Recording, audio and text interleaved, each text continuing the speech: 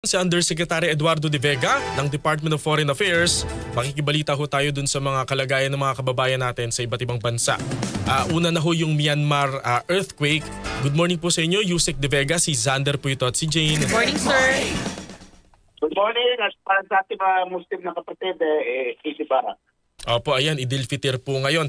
Yusek, ilan ho ang kumpirmadong o meron ho ba tayong mga nawawalang mga kababayan sa Myanmar po pagkatapos po noong lindol dyan? Opo, diyaramdam ko may apat na ilang araw na silang accounted for. Yun ang sinatarget ng ating embassy. Nasa Mandalay sila. Kasi ang main cities ng Myanmar, Yangon, na capital, yung Naypyidaw, yung bagong kapital, at saka yung historic city ng Mandalay. Meron tayong mga 100 plus na Pilipino doon sa Mandalay, malapit sa epicenter, mga teacher usually, at kasama may apat na missing or unaccounted for. Opo, bukod po dun, sir, meron po ba tayong mga kababayan na nasaktan po dahil nga po dun sa lindol? Nasaktan mismo, wala tayong kababayan na nasaktan, pero yung kailangan ng financial assistance or dahil apektado sila, yung iba baka sarado muna yung kanilang offices o yung trabaho, wala muna. Meron mga affected. Pero yung mismo, yung life and limb, ika nga buhay, awa ng Diyos, wala tayong kababayan. By the way, ramay tayo sa mga kaibigan natin sa Myanmar kasi lagpas 1,000 ang namatay. Oo nga po, nakakalungkot. Yusek, meron ho ba kayong pangalan po ng mga unaccounted for? Po, pero wala akong at liberty to give, no? Pero meron. Hintayin natin i-release ng embassy muna. No? Pero lumabas na sa ibang media outlet sa Myanmar, kaya ma-trace na rin ninyo.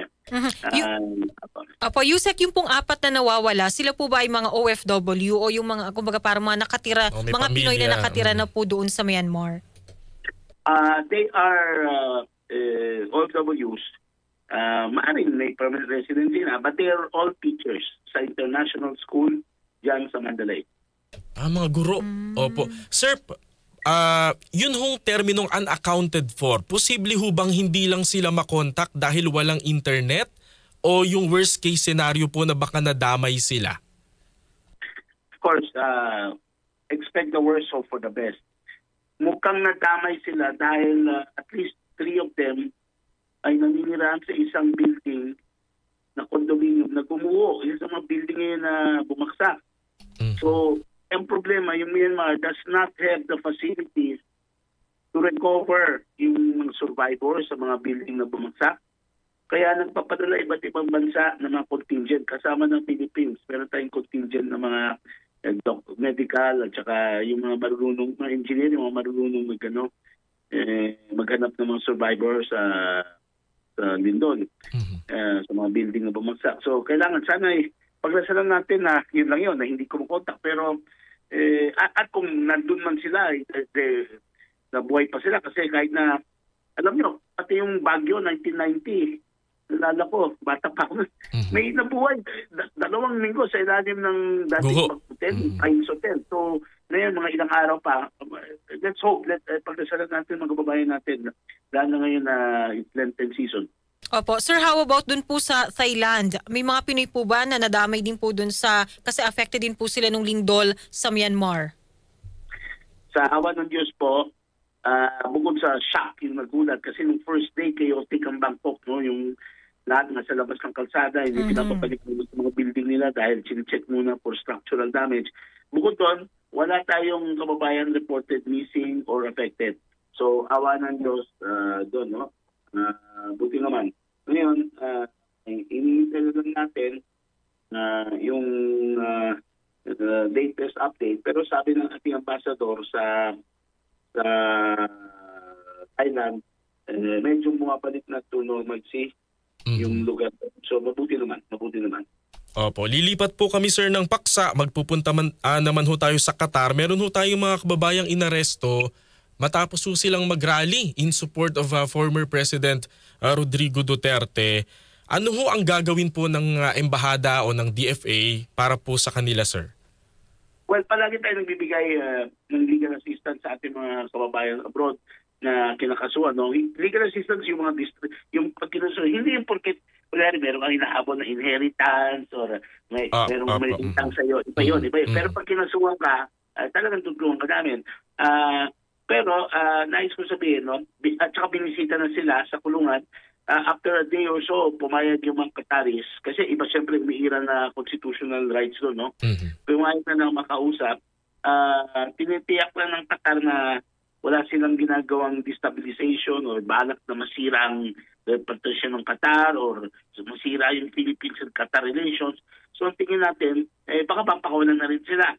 Ang issue lang kasi po, dalawang issue po, no? March 13, nag-issue na ng advisory embassy natin sa mga kababayan. Huwag nila ituloy yung mga plano nilang rally na in-announce nila sa social media. Kasi hindi to Pilipinas, sa Qatar, bawal ang political rally of any sort. Bawal. No? Kasi kinukontrol ng Qatar yung behavior ng mga foreigners kasi 80% ng tao sa Qatar hindi Qatari. Kaya medyo kontroladong behavior. No? Pangalawa, may lumalabas naman daw sa social media na yung embassy nagpauli sa kanila ay talagang hindi po yan. Qatar police po yan. Kaya nga pinutulungan nga sila ng embahada. No? At tungkol dyan, kung gusto nila sa politics, magpalabas ng kanilang paiwate, yung anong mga ibang panig natin sa politika, may election tayo at pati overseas voter, meron tayo. So doon nila ilabas po. So mga kababayan natin, binibigyan ng tulong po ng ating embahada. Opo, Sir, linawin lang po natin, ilang Pinoy po ba talaga yung inaresto? Kasi iba-ibang bilang po yung lumalabas po. Okay, po. Iba-ibang bilang kasi iba-iba yung numero ang binibigay ng pulis. There were originally 20, may isang pinalaya, tapos 19 ngayon. 19, hindi 17, 19 pala. Okay, 19. So may isa na po na napalaya dun sa 20. Okay. Tapos sa 19, may isang nanay kasama 3 minor children. Pero yung minor, hindi bata. May itong teenager na. So, mga papalayain yun ang unang papalayain. No? We will update you as the situation goes by. Hindi ko itong linggo mapapalaya na yan. At kung hindi man, ibigyan natin abogado kasi ang political rally, pwede mong sentensya dyan 3 taon. Pero hindi naman siguro kasi, harmless naman. They were not in Doha. They were on a beach resort. Siguro balak na parang walk.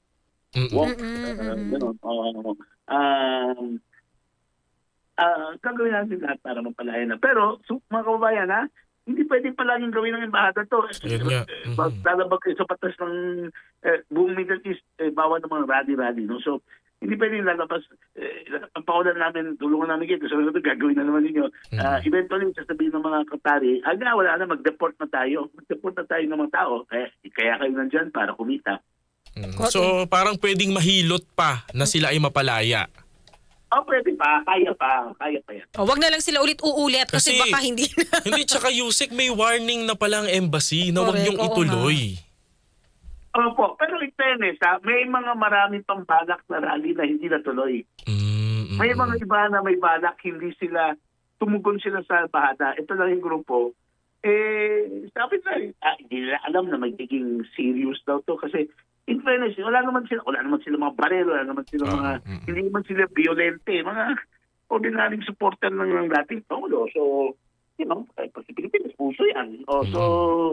Nakalimutan nila na wala tayo sa Pilipinas.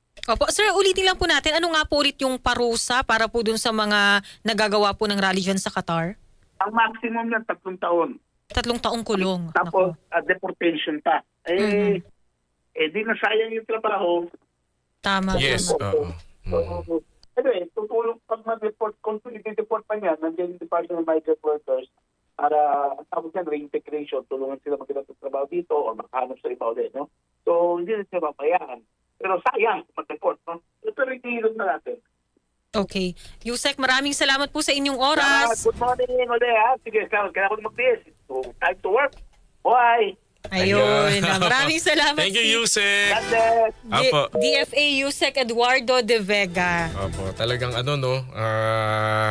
daming problemang kinakaharap ng DFA kasi iba-ibang bansa may mga kailangan pong tulungan, di ba?